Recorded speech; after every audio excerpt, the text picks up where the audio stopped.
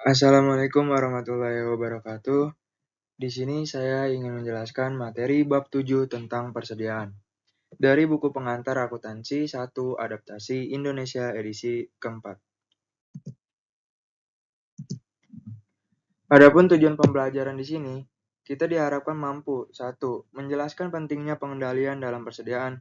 2. Menjelaskan 3 asumsi arus biaya persediaan dan bagaimana pengaruhnya pada laporan laba rugi dan laporan posisi keuangan. 3. Menghitung biaya persediaan perpetual dengan menggunakan metode masuk pertama, keluar pertama atau FIFO dan biaya rata-rata tertimbang. 4. Menghitung biaya persediaan pada sistem persediaan periodik dengan menggunakan metode FIFO dan biaya rata-rata tertimbang. 5. Membandingkan dan membedakan penggunaan dua metode perhitungan biaya persediaan. 6. Menjelaskan dan memberi ilustrasi mengenai pelaporan persediaan di laporan keuangan. 7. Menjelaskan dan memberi contoh perputaran persediaan dan jumlah hari penjualan pada persediaan terhadap pengaturan persediaan. Pengendalian persediaan. Pengendalian persediaan merupakan salah satu fungsi manajemen dan akuntansi yang sangat krusial dalam kegiatan operasional perusahaan, khususnya perusahaan dagang dan manufaktur. Persediaan bukan sekadar barang yang disimpan, tetapi aset lancar bernilai ekonomi tinggi yang secara langsung memengaruhi kelancaran produksi, penjualan, serta keandalan laporan keuangan. Berdasarkan materi pada slide, tujuan utama pengendalian persediaan dapat dijelaskan sebagai berikut. 1. Melaporkannya dengan benar dalam laporan keuangan. Tujuan pertama dari pengendalian persediaan adalah menjamin keakuratan pelaporan persediaan dalam laporan keuangan. Persediaan tercantum dalam neraca sebagai aset lancar dan juga memengaruhi laporan laba rugi melalui perhitungan harga pokok penjualan atau HPP. Kesalahan dalam pencatatan persediaan akan berdampak langsung pada nilai aset perusahaan, besarnya laba atau rugi yang dilaporkan, dan keputusan manajerial dan investor. Yang kedua ada melindungi persediaan dari kerusakan atau pencurian. Tujuan kedua adalah melindungi persediaan secara fisik dari berbagai risiko, seperti kerusakan, kehilangan, penyusutan maupun pencurian. Persediaan sangat rentan terhadap risiko tersebut karena berbentuk barang nyata dan sering berpindah tempat, baik saat disimpan, diproduksi, maupun didistribusikan. Melindungi persediaan pada slide pertama. Melindungi persediaan merupakan bagian penting dari pengendalian internal perusahaan. Persediaan adalah aset yang paling rentan terhadap risiko kerusakan, kehilangan, dan kecurangan karena sifatnya yang berwujud mudah dipindahkan serta sering terlibat dalam aktivitas operasional harian. Yang pertama ada pengendalian atas persediaan harus segera dimulai saat persediaan diterima. Pengendalian atas persediaan harus segera dimulai pada saat persediaan diterima, bukan setelah barang disimpan atau digunakan. Hal ini penting karena tahap penerimaan merupakan titik paling krusial yang rawan kesalahan baik berupa jumlah yang tidak sesuai, kualitas barang yang tidak layak, maupun resiko kecurangan. Yang kedua ada dokumen berikut merupakan dokumen yang sering digunakan untuk pengendalian persediaan. Untuk menjamin pengendalian yang efektif, perusahaan menggunakan beberapa dokumen utama sebagai alat bukti dan pengawasan, yaitu 1. Pesanan pembelian. Pesanan pembelian merupakan dokumen resmi yang dibuat oleh perusahaan untuk memberi otorisasi atas pembelian barang dari pemasok. Dokumen ini berfungsi sebagai bukti bahwa pembelian dilakukan secara sah dan telah disetujui oleh pihak berwenang. 2. Laporan penerimaan. Laporan penerimaan adalah dokumen yang mencatat barang yang benar-benar diterima oleh perusahaan baik dari segi jumlah maupun kondisi. Dokumen ini dibuat oleh bagian penerimaan yang independen dari bagian pembelian. 3. Faktor pemasok. Faktor pemasok merupakan dokumen tagihan dari pihak pemasok yang berisi harga dan jumlah barang yang dikirim. Dokumen ini digunakan untuk memastikan bahwa pembayaran dilakukan sesuai barang yang benar-benar dipesan dan diterima. Selanjutnya melindungi persediaan slide kedua. Yang pertama ada pesanan pembelian atau purchase order. Memberi wewenang atas pembelian suatu barang dari pemasok. Artinya, tidak ada pembelian yang boleh dilakukan tanpa adanya persetujuan tertulis melalui dokumen ini. Yang kedua ada laporan penerimaan atau receiving report. Harus dilengkapi sebagai catatan awal penerimaan persediaan. Dokumen ini membuktikan bahwa barang telah benar-benar masuk ke perusahaan. Tanpa laporan penerimaan, perusahaan tidak memiliki bukti fisik yang kuat atas keberadaan persediaan. Selanjutnya melindungi persediaan pada slide ketiga. Yang pertama ada tindakan-tindakan pengamanan untuk mencegah kerusakan persediaan dan pencurian oleh pelanggan atau karyawan. Perusahaan perlu melakukan berbagai tindakan pengamanan untuk mencegah kerusakan dan pencurian persediaan, baik oleh pihak eksternal maupun internal. Kerusakan dan pencurian bukan hanya merugikan secara finansial, tetapi juga mengganggu operasional dan keandalan laporan keuangan. Yang kedua ada sistem pengendalian persediaan dibagi menjadi dua macam, yaitu satu, preventif atau pencegahan. Pengendalian preventif bertujuan mencegah terjadinya masalah sebelum terjadi, misalnya dengan membatasi akses, menyimpan barang berharga di tempat terkunci, dan menetapkan produser kerja yang jelas. Yang kedua ada detektif atau mencari kebenaran. Pengendalian detektif bertujuan menemukan dan mengungkapkan kesalahan atau kecurangan yang sudah terjadi, seperti melalui audit, pemeriksaan stok, dan penggunaan kamera pengawas. Di sini terbagi menjadi tiga, yaitu ada menyimpan persediaan di area dengan akses terbatas, barang berharga disimpan dalam lemari terkunci, dan menggunakan cermin dua arah, kamera, dan penjagaan keamanan. Langkah-langkah ini menunjukkan bahwa perlindungan persediaan tidak hanya bergantung pada pencatatan, tetapi juga pada pengamanan fisik yang disiplin dan konsisten.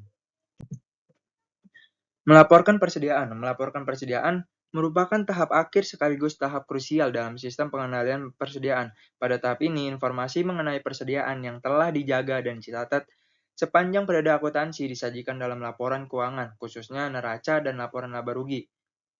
Yang pertama ada perhitungan fisik persediaan atau jumlah persediaan harus dilakukan mendekati akhir tahun. Perhitungan fisik persediaan atau physical inventory count harus dilakukan mendekati akhir tahun atau akhir periode pelaporan. Tujuannya adalah agar jumlah persediaan yang dicatat mencerminkan kondisi paling aktual dan mendekati tanggal penyusunan laporan keuangan. Yang kedua ada menjamin akurasi kuantitas persediaan dalam laporan keuangan. Perusahaan harus memastikan bahwa kuantitas persediaan yang dilaporkan benar-benar akurat. Akurasi ini tidak hanya menyangkut jumlah unit, tetapi juga keberadaan fisik dan kelayakan persediaan untuk dijual atau digunakan. Yang terakhir ada biaya perolehan persediaan dimaksudkan dalam laporan keuangan. Selain kuantitas, aspek yang tidak kalah penting adalah penentuan biaya perolehan persediaan.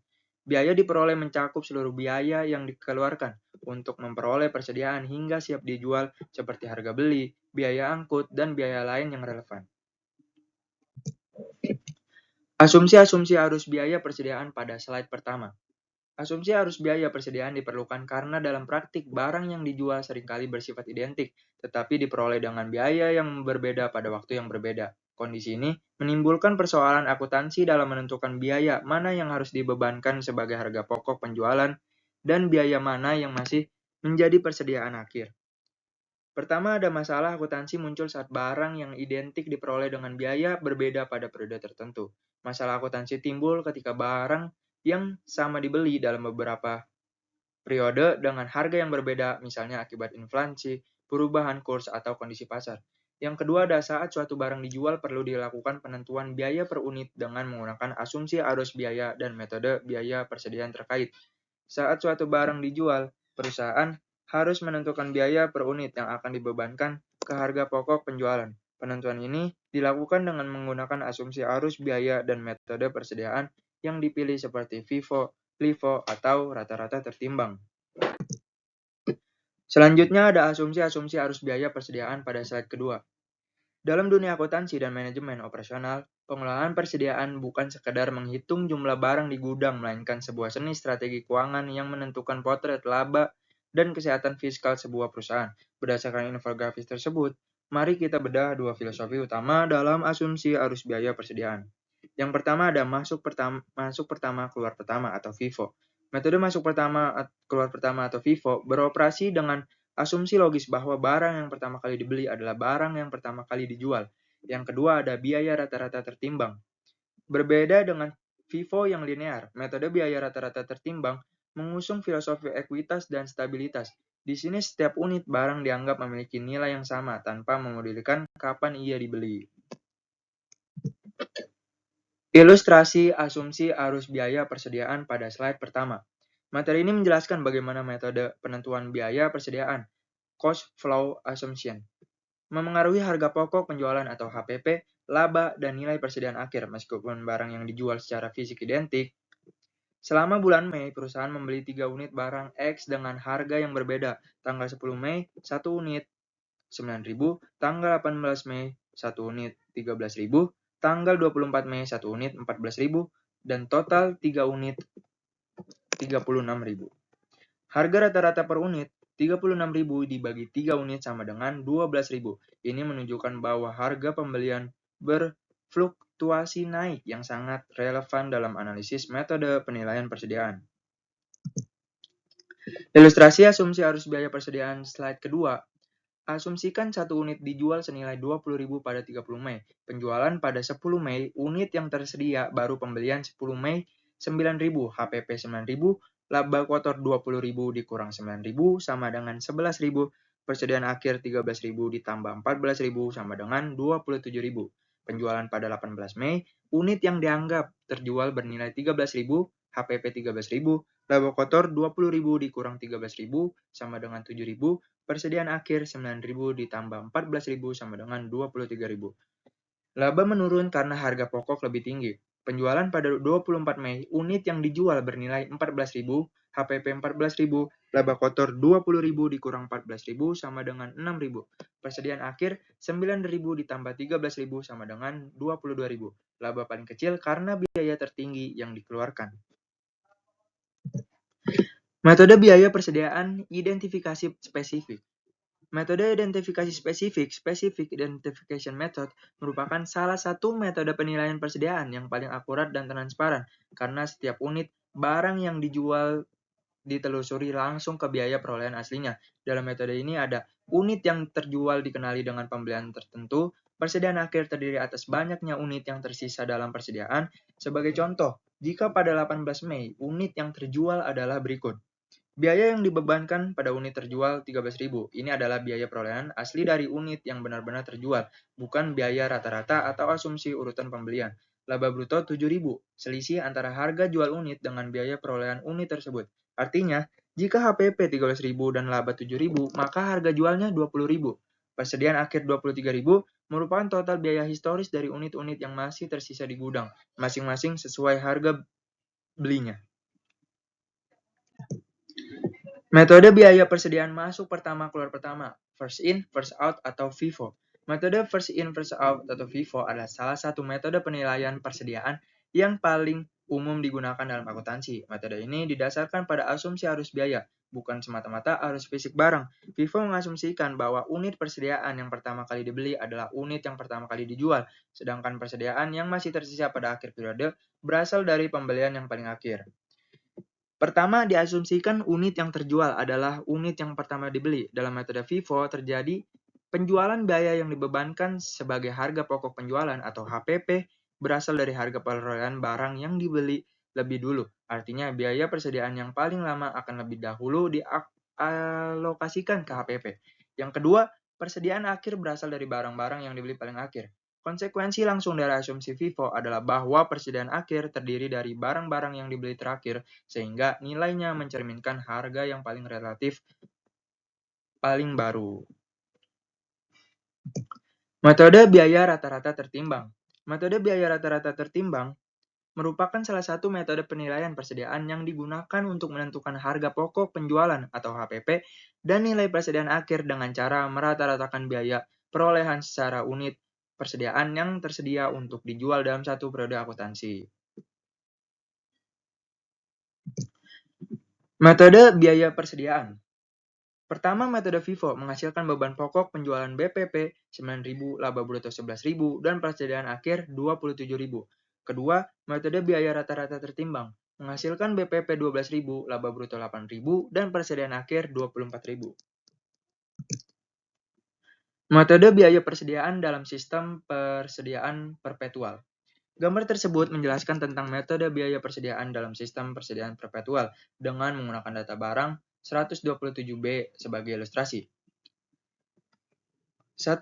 Sistem perpetual. Mencatat persediaan secara terus-menerus setiap kali terjadi transaksi pembelian atau penjualan, memberikan gambaran real-time tingkat persediaan. Sistem ini umumnya digunakan untuk item barang dagangan yang jumlahnya sedikit tetapi nilainya besar. Kedua, sistem periodik. Memperbarui persediaan secara periodik, biasanya pada akhir periode akuntansi, dan cocok untuk barang bervolume tinggi dengan frekuensi penjualan tinggi seperti produk makanan. Yang terakhir ada data barang 127B, mencakup transaksi persediaan awal, penjualan, dan pembelian selama bulan Januari. dengan harga jual Rp30.000 per unit dan biaya perolehan yang bervariasi. Metode masuk pertama, keluar pertama atau FIFO. Biaya dimasukkan dalam beban pokok penjualan dengan urutan yang sama saat biaya tersebut terjadi. Metode sering konsisten dengan arus fisik atau pergerakan barang. Metode FIFO memberikan hasil yang kurang lebih sama dengan hasil yang diperoleh dari metode identifikasi biaya spesifik.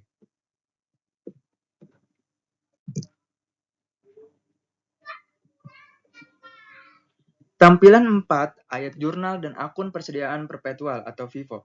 Gambar tersebut menampilkan contoh pencatatan akuntansi untuk transaksi persediaan menggunakan metode perpetual atau FIFO.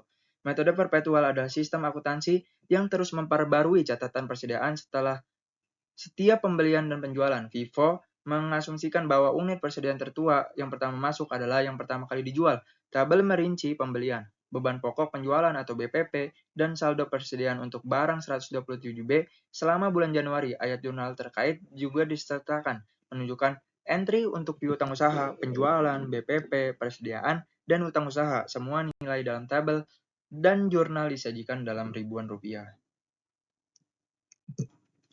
Metode biaya rata-rata tertimbang. Dalam sistem persediaan perpetual, biaya unit rata-rata tertimbang dihitung setiap ada pembelian yang dilakukan. Biaya unit ini digunakan untuk menentukan beban pokok penjualan sampai pembelian berikutnya dilakukan dan nilai-nilai rata baru dihitung. Teknik ini disebut rata-rata bergerak.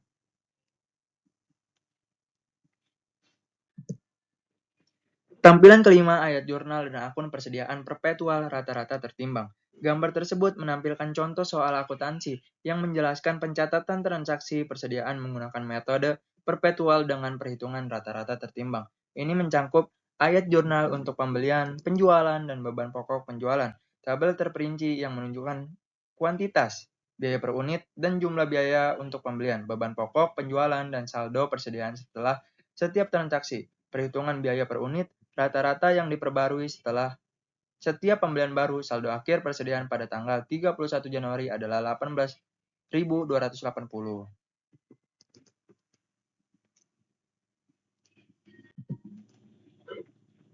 Metode biaya persediaan dalam sistem persediaan periodik. Sistem persediaan periodik merupakan metode pencatatan persediaan yang tidak memperbarui saldo persediaan dan beban pokok penjualan atau BPP secara terus-menerus. Dalam sistem ini, fokus pencatatan selama periode berjalan adalah pada aktivitas penjualan dan pembelian, sedangkan penentuan biaya persediaan dan BPP baru dilakukan pada akhir periode akuntansi. 1. Hanya pendapatan yang dicatat. 2. Tidak ada ayat jurnal beban pokok penjualan saat penjualan. Ketiga, perhitungan fisik persediaan dilakukan untuk menghitung biaya persediaan dan beban pokok penjualan. Metode masuk pertama, keluar pertama atau FIFO pada slide pertama. Dalam contoh ini, perusahaan memiliki persediaan dan pembelian barang 127B sebagai berikut. Persediaan awal 1 Januari 1000 unit dikali 20.000 sama dengan 20 juta. Pembelian pertama 500 unit dikali 22.400 sama dengan 11.200.000. Pembelian kedua 600 unit dikali 23.300 sama dengan 13.980.000. Total persediaan tersedia untuk dijual jumlah unit 2.100 unit, total biaya 45.180.000. Angka inilah yang menjadi dasar untuk menghitung beban pokok penjualan atau BPP dan persediaan akhir menggunakan metode FIFO. Metode masuk pertama, keluar pertama atau FIFO pada slide kedua. Hasil perhitungan fisik persediaan per 31 Januari berdasarkan perhitungan fisik yang dilakukan pada tanggal 31 Januari. Diketahui bahwa sisa persediaan akhir 800 unit. Jumlah ini menjadi titik awal dalam menentukan nilai persediaan akhir karena dalam sistem persediaan periodik, nilai persediaan tidak diketahui sebelum dilakukan stop of name. Urutan penilaian persediaan akhir dilakukan sebagai berikut. Biaya pembelian terakhir 30 Januari 600 unit dikali 23.300 per unit, total biaya 13.980.000. Biaya pembelian sebelumnya pada tanggal 10 Januari, sisa unit yang dibutuhkan 800 dikurang 600 sama dengan 200 unit. 200 unit dikali 22.400 per unit, total biaya 4.480.000. Nilai persediaan akhir per 31 Januari, total unit persediaan akhir 800 unit, total biaya persediaan akhir 13.980.000 ditambah 4.480.000 sama dengan 18.640.000. Angka ini akan disajikan dalam laporan posisi keuangan sebagai aset persediaan. Selanjutnya, metode masuk pertama, keluar pertama atau FIFO pada slide ketiga. Biaya barang tersedia untuk dijual, cost of goods available for sale. Langkah pertama dalam menghitung BPP adalah menentukan total biaya barang yang tersedia untuk dijual selama bulan Januari yang terdiri dari persediaan awal pada tanggal 1 Januari, 20 juta pembelian selama bulan Januari, pembelian pertama, 11.200.000 pembelian kedua, 13.980.000, total pembelian 25.180.000. Sehingga biaya barang tersedia untuk dijual 20 juta tambah 25.180.000 sama dengan 45.180.000.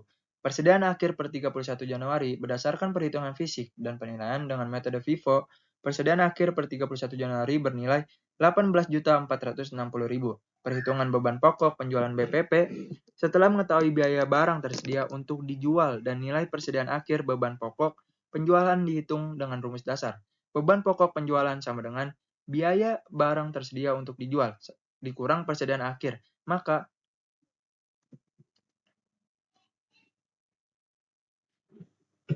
45.180.000 dikurang 18.460.000 sama dengan 26.720.000. Angka 26.720.000 inilah yang diakui sebagai beban pokok penjualan bulan Januari dalam laporan laba rugi. Tampilan ke-6, arus biaya FIFO. Gambar tersebut menampilkan diagram alur biaya persediaan menggunakan metode FIFO. Dalam akuntansi, metode ini mengasumsikan bahwa unit persediaan yang pertama kali masuk akan dijual terlebih dahulu. Asumsi FIFO, biaya unit persediaan yang paling lama pertama masuk digunakan untuk menghitung beban pokok penjualan atau BPP. Perhitungan BPP dihitung berdasarkan biaya unit dari pembelian awal dan pembelian tanggal 10 Januari. Perhitungan persediaan akhir, nilai persediaan akhir dihitung menggunakan biaya unit dari pembelian terbaru pada tanggal 30 Januari. Total barang yang tersedia untuk dijual adalah 45.180.000 yang terdiri dari total pembelian pada tanggal 1, 10, dan 30 Januari. Metode biaya rata-rata tertimbang pada slide 1. Metode biaya rata-rata tertimbang merupakan salah satu metode penilaian persediaan yang digunakan untuk mengalokasikan total biaya persediaan secara merata ke setiap unit barang yang tersedia untuk dijual. Biaya unit rata-rata tertimbang dihitung dengan cara berikut. Biaya rata-rata tertimbang sama dengan total biaya unit yang tersedia untuk dijual dibagi unit tersedia untuk dijual. Selanjutnya, metode biaya rata-rata tertimbang pada slide kedua. Perhitungan dalam gambar menunjukkan penerapan metode biaya rata-rata tertimbang untuk menentukan biaya unit rata-rata, biaya persediaan akhir, dan beban pokok penjualan untuk bulan Januari. Menghitung biaya unit rata-rata tertimbang, biaya rata-rata per unit dihitung dengan membagi total biaya barang yang tersedia untuk dijual dengan jumlah unit yang tersedia.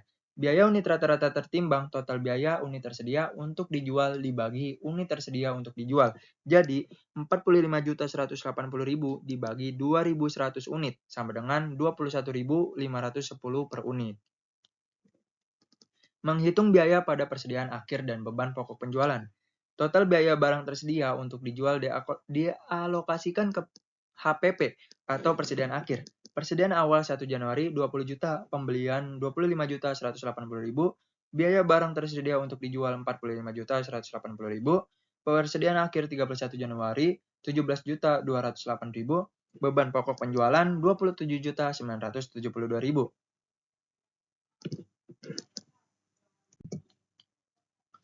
Membandingkan metode biaya persediaan pada slide 1.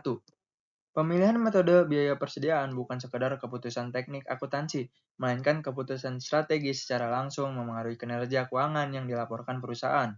Dua metode yang paling umum digunakan FIFO dan biaya rata-rata tertimbang sering menghasilkan angka yang berbeda meskipun menggunakan data persediaan yang sama seperti beban pokok penjualan atau BPP, laba bruto, laba neto, dan persediaan akhir. Selanjutnya, membandingkan metode biaya persediaan pada slide kedua. Berdasarkan data yang diberikan, perusahaan memiliki penjualan yang sama untuk kedua metode, yaitu penjualan 39 juta. Beban pokok penjualan atau BPP, beban pokok penjualan 26.720.000, Vivo membebankan biaya persediaan yang lebih lama terlebih dahulu dalam kondisi harga yang meningkat, biaya lama cenderung lebih rendah sehingga BPP menjadi lebih kecil. Metode biaya rata-rata tertimbang beban pokok penjualan 26.900.000. Metode ini menggunakan biaya rata-rata seluruh persediaan sehingga BPP berada di antara biaya lama dan biaya terbaru. Akibatnya, BPP lebih tinggi dibanding Vivo, tetapi lebih stabil. Laba bruto dihitung dari penjualan dikurangi BPP. Laba bruto 12.280.000 karena BPP lebih rendah, Vivo menghasilkan laba bruto yang lebih tinggi. Rata-rata tertimbang laba bruto 12.100.000. Laba bruto lebih rendah karena BPP lebih tinggi, namun mencerminkan pendekatan yang lebih konservatif dan stabil. Persediaan akhir per 31 Januari, persediaan akhir 18.460.000, persediaan akhir Vivo dinilai dengan biaya pembelian terbaru, sehingga nilainya lebih tinggi dan lebih mendekati harga pasar. Rata-rata tertimbang persediaan akhir 18.280.000. Nilai persediaan akhir berada pada angka rata-rata sehingga sedikit lebih rendah dibanding Vivo. Tampilan ketujuh, pengaruh dari perubahan biaya, metode biaya Vivo dan rata-rata tertimbang. Yang pertama, Vivo. Tabel tersebut menunjukkan perbandingan dampak metode biaya Vivo dan rata-rata tertimbang terhadap laporan keuangan dalam skenario kenaikan dan penurunan biaya. Dalam skenario kenaikan biaya, metode Vivo menghasilkan laba bruto tertinggi karena biaya persediaan yang lebih rendah dialokasikan ke beban pokok penjualan terlebih dahulu. Sebaliknya, metode rata-rata tertimbang menghasilkan jumlah terendah. Yang kedua ada rata-rata tertimbang. Dalam skenario penurunan biaya, metode rata-rata tertimbang menghasilkan laba bruto tertinggi karena biaya persediaan rata-rata yang lebih tinggi dialokasikan ke beban pokok penjualan. Sebaliknya, metode Vivo menghasilkan jumlah terendah. Melaporkan persediaan dalam laporan keuangan. Biaya merupakan dasar utama dalam penilaian persediaan dalam laporan keuangan. Persediaan dinilai berdasarkan pertimbangan lain selain biaya dalam kasus berikut. Biaya pengganti barang dalam persediaan berada di bawah biaya yang dicatat. Persediaan tidak dapat dijual pada harga penjualan normal yang disebabkan oleh kondisi barang yang cacat, perubahan mode, rusak, usang, atau sebab lainnya. Penilaian pada nilai yang lebih rendah antara biaya atau pasar pada slide 1. Jika biaya pengganti barang dalam persediaan lebih rendah daripada biaya perolehan, metode nilai pasar atau biaya perolehan yang lebih rendah, lower of cost or market LCM, digunakan untuk menilai persediaan. Nilai pasar yang dimaksud adalah nilai realisasi neto, net realizable value, dari persediaan tersebut. Nilai realisasi neto ditentukan sebagai berikut. Nilai realisasi neto sama dengan perkiraan harga jual dikurang biaya langsung atas pelepasan. Biaya langsung atas pelepasan mencangkup beban penjualan seperti iklan khusus atau komisi penjualan. Penilaian pada nilai yang lebih rendah antara biaya atau pasar pada slide kedua. Asumsikan data berikut tentang persediaan yang rusak. Biaya awal 1 juta, perkiraan harga jual 800.000, perkiraan belum penjualan 150.000. Dalam penerapan LCM, nilai pasar dari persediaan adalah 650.000. Dihitung sebagai berikut. Nilai pasar atau nilai realisasi neto sama dengan 800.000 dikurang 150.000 sama dengan 650.000. Jadi, persediaan akan dinilai sebesar 650.000 yang mana lebih rendah dari biaya perolehannya sebesar 1 juta dan nilai pasarnya adalah 650.000.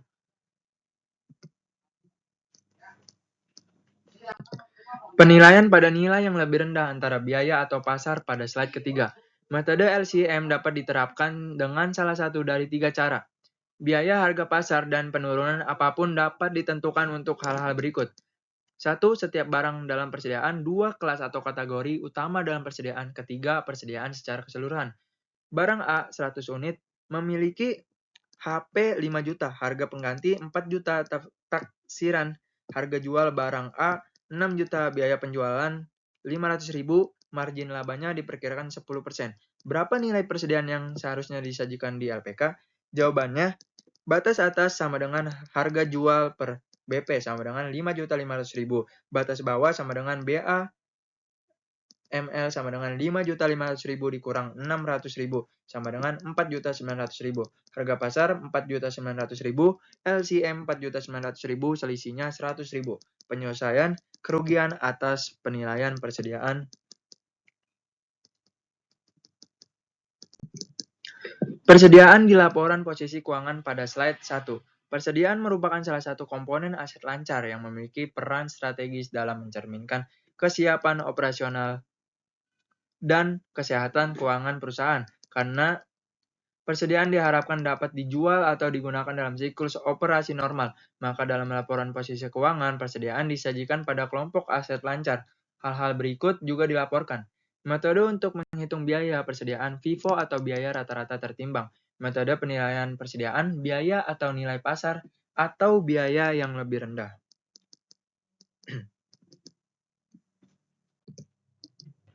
Persediaan di laporan posisi keuangan pada slide kedua. Gambar tersebut menampilkan slide presentasi mengenai laporan posisi keuangan atau neraca untuk kedai kopi per 31 Desember 2016. Aset lancar bagian ini merinci aset yang diharapkan dapat dirubah menjadi kas atau digunakan dalam waktu 1 tahun atau siklus operasi normal perusahaan. Kas dan setara kas. Jumlahnya adalah 235 juta. Investasi perdagangan atau biaya real, nilai awal 420 juta dengan penyisihan penilaian 45 juta menghasilkan nilai bersih 465 juta. Piutang usaha nilai awal 305 juta dikurangi penyisihan piutang usaha 12 juta 300 ribu menghasilkan nilai bersih 292 juta 700 ribu. Persediaan dicatat sebesar 120 juta menggunakan metode nilai yang lebih rendah antara biaya FIFO atau nilai pasar. Tampilan ke-9 pengaruh kesalahan persediaan terhadap laporan laba rugi periode berjalan. Tabel tersebut menunjukkan bagaimana kesalahan pencatatan persediaan awal dan akhir mempengaruhi laporan laba rugi, khususnya beban pokok penjualan, laba bruto, dan laba neto. Jika persediaan awal kurang catat, beban pokok penjualan juga akan kurang catat, menyebabkan laba bruto dan laba neto menjadi lebih catat. Jika persediaan awal lebih catat, beban pokok penjualan juga akan lebih catat, menyebabkan laba bruto dan laba neto menjadi kurang catat. Jika persediaan akhir kurang catat, beban pokok penjualan akan lebih catat, menyebabkan laba bruto dan laba neto menjadi kurang catat. Jika persediaan akhir lebih catat, beban pokok penjualan akan kurang catat, menyebabkan laba bruto dan laba neto menjadi lebih catat.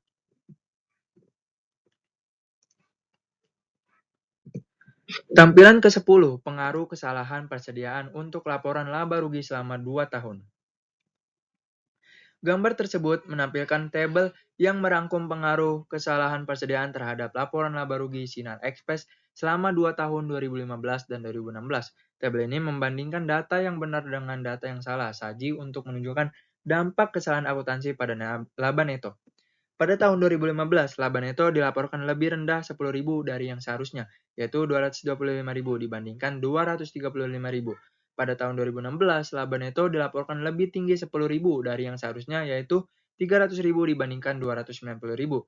Meskipun terjadi kesalahan pelaporan di masing-masing tahun, pengaruh akhirnya adalah 0 untuk periode gabungan 2 tahun tersebut. Total laba neto gabungan untuk 2 tahun, 225.000 ditambah 300.000 adalah 525.000, yang merupakan jumlah yang benar secara keseluruhan.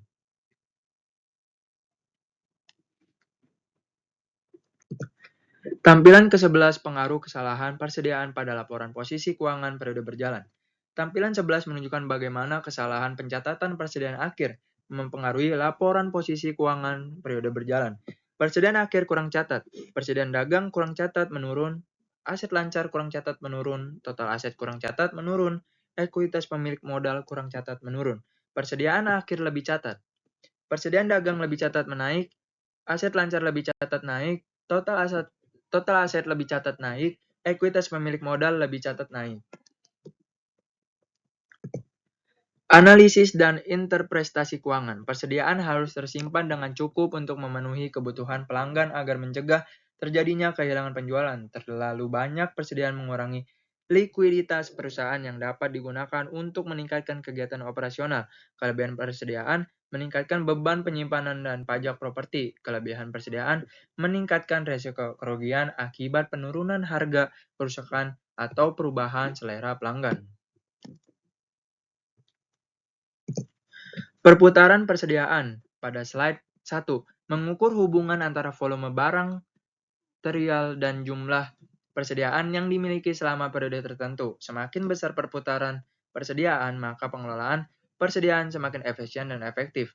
Perputaran persediaan sama dengan beban pokok penjualan ditambah persediaan rata-rata. Selanjutnya perputaran persediaan pada slide kedua. Gambar tersebut menampilkan perhitungan perputaran persediaan untuk PT Matahari Department Store selama 2 tahun 2015 dan 2016. Perhitungan ini menggunakan beban pokok, penjualan, dan persediaan rata-rata untuk menentukan seberapa efisien perusahaan mengelola stoknya. Perputaran persediaan meningkat dari 3,4 pada tahun 2015 menjadi 3,7 pada tahun 2016. Beban pokok penjualan tahun 2016 adalah 3.685.279, lebih tinggi dari 3.335.638 pada tahun 2015. Persediaan rata-rata pada tahun 2016 adalah 1.543.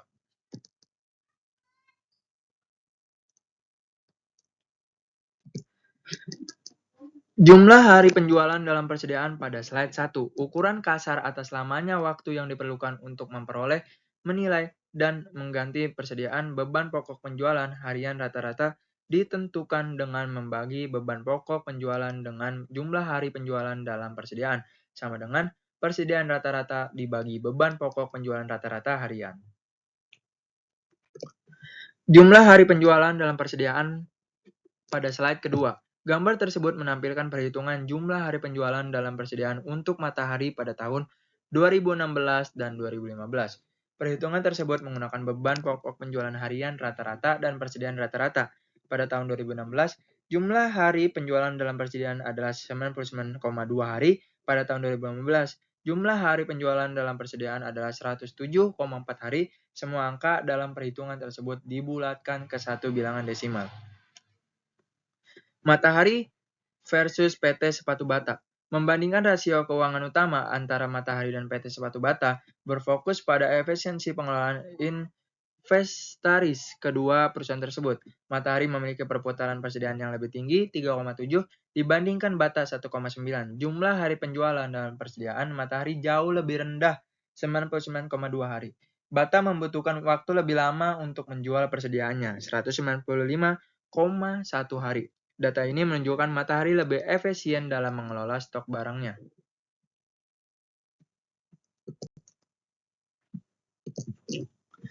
Lampiran memperkirakan biaya persediaan.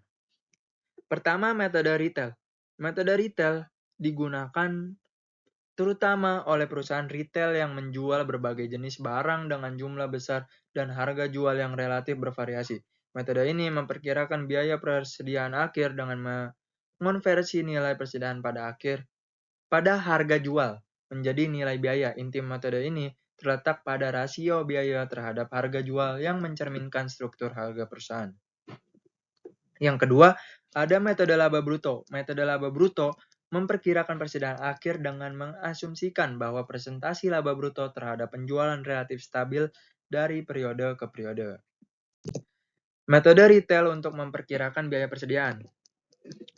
Metode persediaan retail diterapkan dengan cara berikut. Langkah 1, hitung jumlah persediaan tersedia untuk dijual pada biaya at cost dan pada harga retail. Langkah 2, hitung rasio biaya terhadap harga retail atas biaya yang tersedia untuk dijual. Langkah 3, hitung persediaan akhir pada harga retail dengan mengurangkan penjualan dari persediaan tersedia untuk dijual pada harga retail. Langkah 4, perkiraan biaya persediaan akhir dengan mengalihkan persediaan akhir pada harga retail dengan rasio biaya terhadap harga retail. Tampilan ke-12 menentukan persediaan dengan metode retail. Tampilan tersebut menjelaskan cara menentukan persediaan akhir dengan menggunakan metode retail. Tampilan tersebut menunjukkan langkah-langkah dalam menghitung estimasi biaya persediaan akhir menggunakan metode retail yang umum digunakan dalam akuntansi untuk bisnis retail dengan volume barang yang tinggi.